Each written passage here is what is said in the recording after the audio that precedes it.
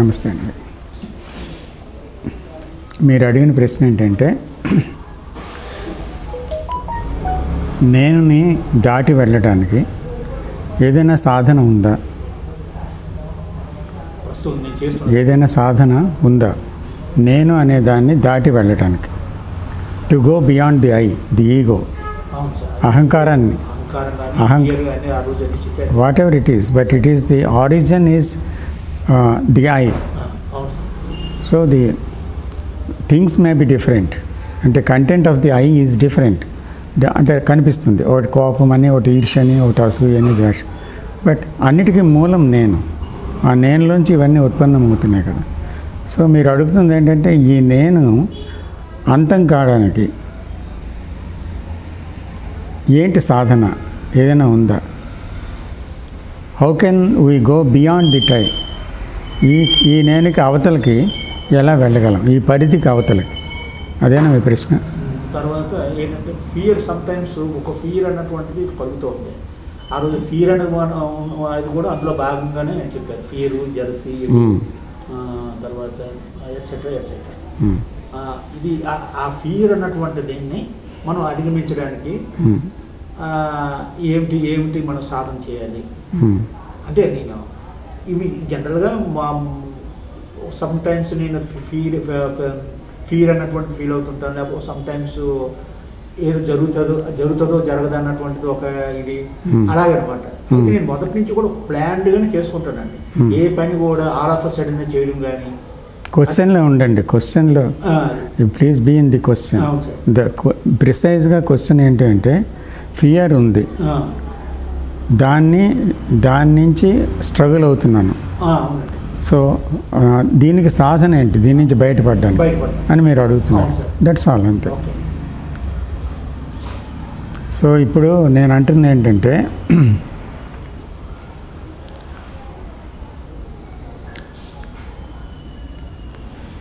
సాధన అనే మాట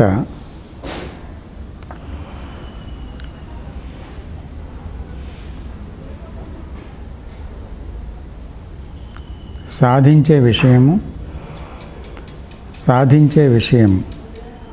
సాధించేవాడు, సాధించే ప్రక్రియ, ఈ మూడు కలిసిన మాటది సాధన అంటే.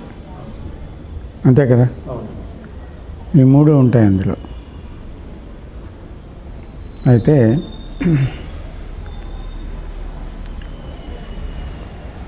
సాధన ద్వారా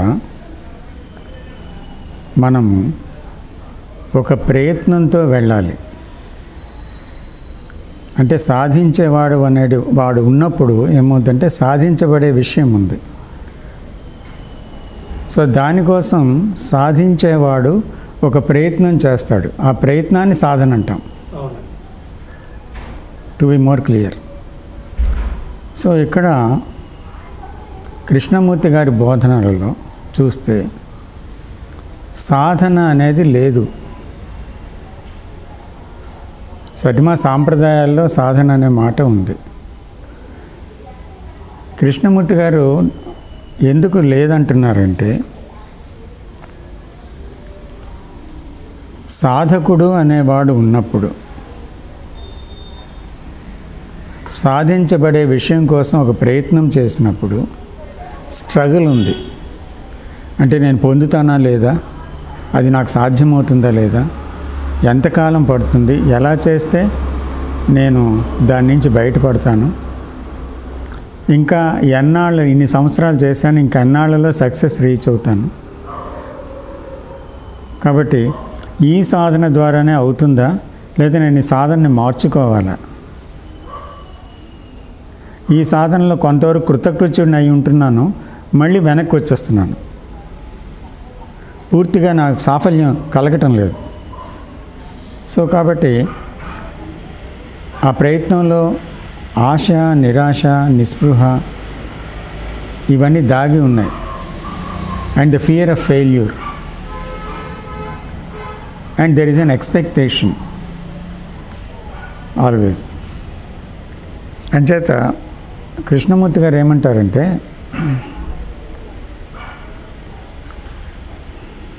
నేను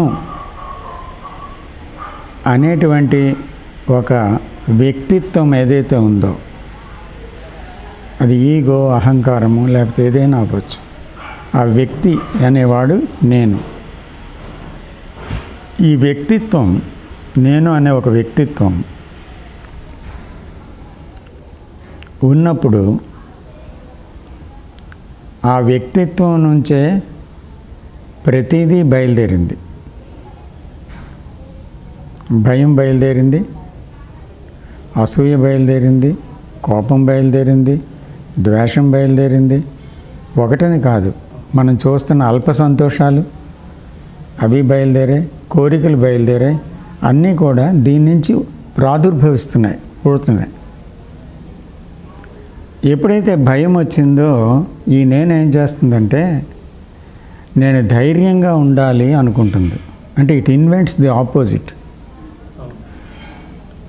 అలాగే ద్వేషంగా ఉంటే నాకు ప్రేమ ఉండాలి కదా, ఆ ప్రేమ వస్తే నాకు బాగున్ను అని ఇట్ ఇన్వెంట్స్ అనదర్ ఆపోజిట్. అలాగే కోపం వస్తే శాంతం ఉండాలి కదా, నేను మళ్ళీ మళ్ళీ కోపంలోకి వెళ్ళిపోతున్నాను, శాంతం ఎందుకు రావటం లేదు అని శాంతం పెట్టుకుంటుంది. అంటే కోపానికి శాంతం, ద్వేషానికి ప్రేమ, భయానికి ధైర్యం. ఉదాహరణకు తీసుకుంటే ఒక టార్గెట్స్గా పెట్టుకుంటుంది. That is the end to reach the goal. ఆ గోల్ ఏంటి? సుగుణం. అంటే దీని తర్వాత ఇది పోతే ఆ సుగుణంలోనికి వెళ్ళటానికి వెంటనే ఒకటి ఇన్వెంట్ చేస్తుంది. నేను కోపంగా ఉండకూడదు, నాకు శాంతం కావాలి. అలాగే ఒక గోల్ ఇన్వెంట్ చేస్తుంది. సో ఆ గోల్ వైపు ఒక ప్రయత్నం ఉంటుంది, అవునా కాదా? సో ఈ నేను అనేది ఉంది కదా, ఆ నేనులోంచే భయం అన్నీ పుట్టే మళ్ళీ అదే గోల్ని ఇన్వెంట్ చేస్తుంది. There is no different person. మీకు అర్థమవుతుందా? The same entity, the I, has fear, has jealousy, has anger, has hatred, etcetera etcetera. ఉన్న it invents the opposite and wants to live in the opposite.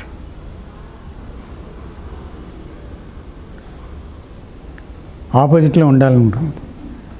అయితే ఎప్పుడైతే ఆపోజిట్లో ఉండాలని అనుకుంటుందో అందులో ప్రయత్నం ఉంది కదా, అందులో ప్రయత్నం ఉంది కదా. ఆ ప్రయత్నం మన సాధన అనొచ్చు. ఆ ప్రయత్నం ఉంది, సాధించేవాడు ఉన్నాడు, సాధింపబడే విషయం ఉంది, సాధన ఉంది. కాబట్టి దాంట్లో ఒక కాలం ఉంది. నేను కోపంగా ఉన్నాను, ఇప్పుడు నేను శాంతంగా అవ్వాలి. అంటే అవ్వాలి అనేది భవిష్యత్తు, ఉన్నాను అనేది ప్రస్తుతం. సో ఇక్కడి నుంచి భవిష్యత్తుకు వెళ్ళడానికి ఒక దూరం ఉంది కదా, డిస్టెన్స్. సో ఆ దూరంలో మనం ప్రయాణం చేస్తున్నప్పుడు ఏమవుద్దంటే ఒక్కొక్కసారి ఎవరో మళ్ళీ ఉద్రేకపరిచే మాట అనొచ్చు దారిలో. కొంతకాలం అయిన తర్వాత మీరు బాగా సాధన చేస్తున్నారు, దానికి ఎవరెవరో కొన్ని చిట్కాలు చెప్పారు, సాధనా మార్గాలు చెప్పారు, అవన్నీ ఆచరిస్తున్నారు, శాకాహారం తీసుకుంటున్నారు, తర్వాత నిద్ర సరిగ్గా పోతున్నారు, సాధ్యమైనంత వరకు ఎవరితో కాన్ఫ్లిక్ట్ లేకుండా సామరస్యంగా పోవడానికి అన్ని రకాలుగా ప్రయత్నం చేస్తున్నారు. అలాగే సాధ్యమైనంత మట్టుకు ఒక ఏకాంతతని కాపాడుకోవడానికి, అలాంటి సర్కిల్లో తిరగకుండా ఉండడానికి మిమ్మల్ని మీరు రిజర్వ్ చేసుకుంటున్నారు. ఇలాగా ఎన్నెన్నో రకాల చుట్టుపక్కల ఒక రకమైన మంచి వాతావరణాన్ని క్రియేట్ చేసుకుంటున్నారు. అంటే ఆ కోపం అనేది రాకుండా ఉండడానికి ఒక మంత్ర సాధన చేస్తున్నారు, ఒక ధ్యాన చేస్తున్నారు. అంచేత అలాగ మనసు నెమ్మదించడానికి ఏదో ఒక ప్రక్రియలో మీరు ఉన్నారన్నమాట. సో ఈ ప్రక్రియ ఏం చేస్తుందంటే భవిష్యత్తుకి ప్రయాణం చేస్తున్నప్పుడు సడన్గా మనం ఊహించని విధంగా ఒక ఛాలెంజ్ ఎదురవుతుంది, ఒక వ్యక్తి ద్వారా, ఒక మాట ద్వారా, లేకపోతే ఒక సంఘటన ద్వారా. వెంటనే ఏమవుతుందంటే ఇమోషన్ అవుట్ బర్స్ట్ అవుతుంది. అది ఫ్రాక్షన్ ఆఫ్ ఏ సెకండ్లో అవుతుంది. అది మీరు ఊహించలేనంత స్పీడ్గా వస్తుంది. వచ్చినప్పుడు ఏమవుతుంది, ఆ కోపానికి వశమైపోవడం, కోపంతో ఊగిపోవడం, తర్వాత అయ్యో ఈ చిన్న విషయానికి నేను ఇలా కోపం అయిపోయినట్టు, కనీసం చిరాకు ఎందుకు పడ్డాను అనేసి ఒక మళ్ళీ బ్యాంక్ చూసుకొని కొంచెం అపరాధ భావం ఫీల్ అవుతారు. అంచేత ఇక్కడ విషయం ఏంటి అంటే ఇది జాగ్రత్తగా వినండి. నేను నుంచే భయము, కోపము ఎట్సెట్రా అన్నీ పుట్టాయి. ఆ నేనే మళ్ళీ దాన్ని అదుపులో పెట్టడానికి ప్రయత్నిస్తుంది. కాబట్టి అది సాధ్యమే కాదు.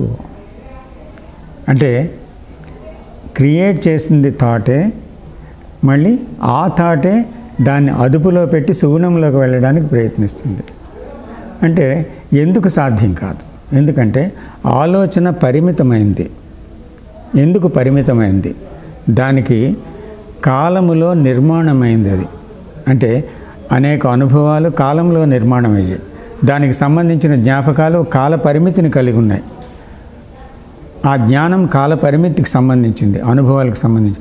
ఈ కాల పరిమితికి సంబంధించిన జ్ఞానంతో అది వ్యవహరిస్తుంది. కాబట్టి అక్కడ పరిమితి ఉందా లేదా? ఆలోచనకి ఒక పరిమితి ఉంది. ఆ పరిమితి ఏంటి? కాలం ద్వారా, అనుభవాల ద్వారా ఏర్పరచుకున్నటువంటి కొన్ని అభిప్రాయాల పరిమితి, కొన్ని కండిషనింగ్స్ పరిమితి, కొన్ని నమ్మకాల పరిమితి, కొన్ని ఆదర్శాల పరిమితి, కొన్ని విశ్వాసాల పరిమితి. ఇవన్నీ పరిమితి ఉంది కదా దానికి. బియాండ్ దట్ వెళ్ళలేదు ఆలోచన. ఆ పరిమితి ఏంటి? All that it knows. అంటే దానికి తెలిసిందల్లా, తెలిసిన ప్రపంచము, తెలిసిన విషయాలు, తెలిసిన జ్ఞానము, తెలిసిన అనుభవాలు, ఆ తెలిసిన జగత్తు, ఆ నేను యొక్క జగత్తు ఒక కండిషన్ అన్నమాట. అది పరిమితితో కూడుకొని ఉన్నది. రైట్? సో ఇదేం చేస్తుంది? ఆ పరిమితిలోంచి కోపాన్ని, భయాన్ని అన్నిటినీ సృష్టించింది.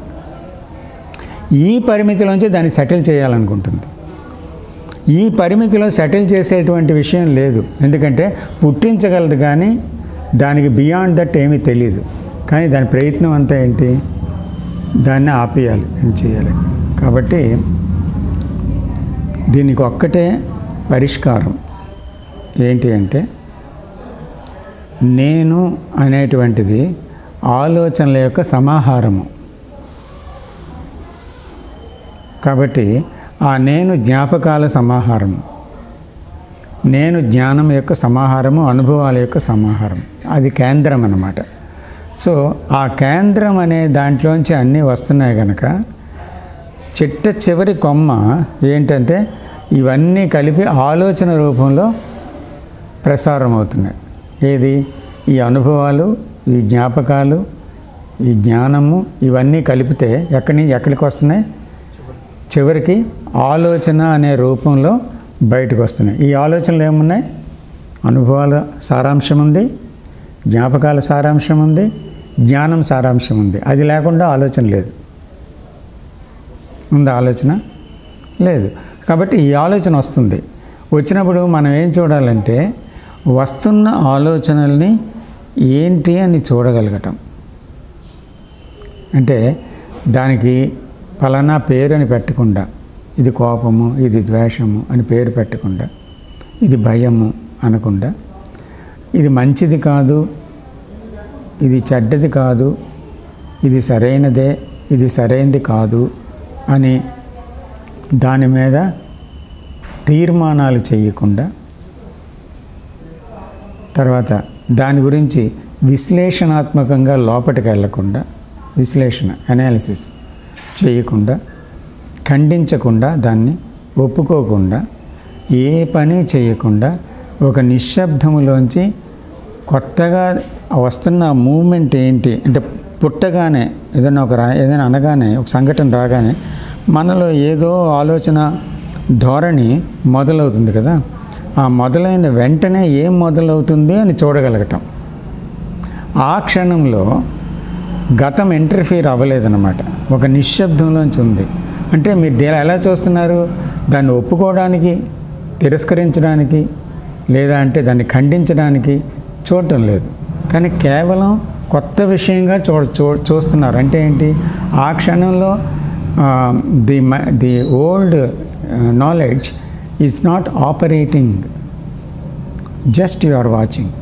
జనరల్గా ఏమవుద్దంటే ఓల్డ్ నాలెడ్జ్ ఆపరేట్ అయిపోద్ది.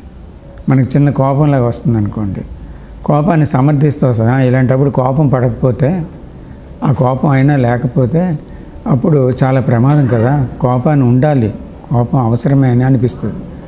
ఒక్కోసారి అనిపిస్తుంది ఈ కోపం ఉండకూడదు, ఈ కోపం వల్ల నాలో శాంతం అనేది పోతుంది, ఏవో అనరాని మాటలు అనేస్తున్నాను, తర్వాత నేను బాధపడుతున్నాను, వాళ్ళు బాధపడుతున్నారు, బాంధవ్యాలు దెబ్బతింటున్నాయి, తర్వాత కోపంలో నా బుద్ధి సరిగ్గా పనిచేయటం లేదు, ఏం మాట్లాడుతున్నానో నాకే తెలియదు, వైషమ్యాలని రెచ్చగొట్టి విరోధ భావాల్ని వైరుధ్యాన్ని తెస్తుంది.